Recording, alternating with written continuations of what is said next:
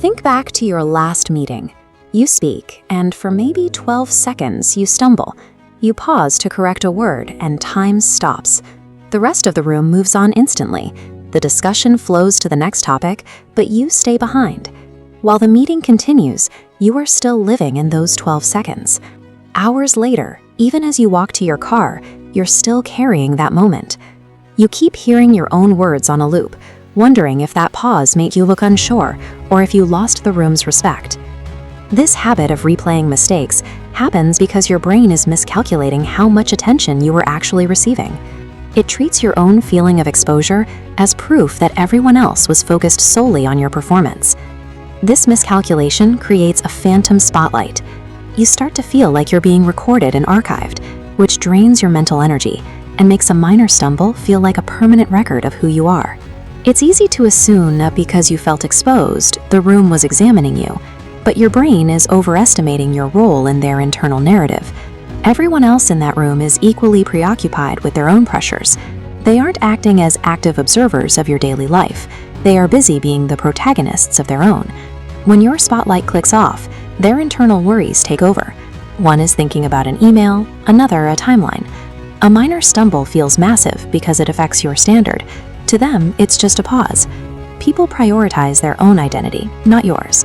Your mind treats your behavior like a highlight clip, but in the room, your words blended into the larger discussion and then simply ended. Other people process your behavior the same way they process their own, with their own names at the center of the story. Analyzing a mistake can often feel highly productive, as if you're being responsible or actively working toward personal growth.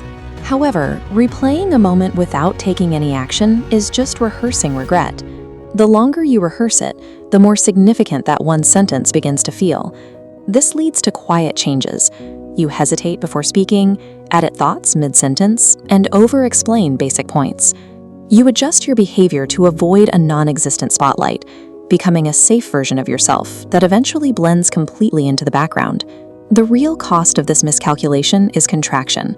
You end up shrinking your personality and your contributions to appease an audience that was never sustained in the first place. To break this loop, you have to correct the internal logic of how you perceive attention. When the replay starts, use a 3-step reset. First, label it. Tell yourself, this is my brain replaying for protection, not reality. This separates the instinct from the evidence. Step 2 is reversing the lens. Try to recall one minor stumble a colleague made in that same meeting. Usually you can't. This realization is proof of how limited everyone's attention really is. Finally, redirect forward. Choose one small, tangible action, like refining a single sentence for a future meeting or preparing a better example. Forward motion is what allows you to outgrow the moment. This framework replaces defensive looping with progress. It shifts your focus away from a past you can't change and toward a future you can control. You might still wonder, what if they actually did notice? What if a colleague briefly formed a negative judgment? Professional environments move fast. A brief perception doesn't become a permanent file. It is quickly overwritten by the relentless influx of new information, tasks, and the person's own internal pressures. Confidence comes from understanding that even if someone briefly judged you, their attention is a moving target. They have already moved on to managing their own lives. You are a peripheral character in most people's internal narratives. Accepting that is liberating. It means you are not being archived the way you imagine, and you are free to experiment, improve, and contribute without the weight of a permanent audience. When the meeting ends, let it end for you too.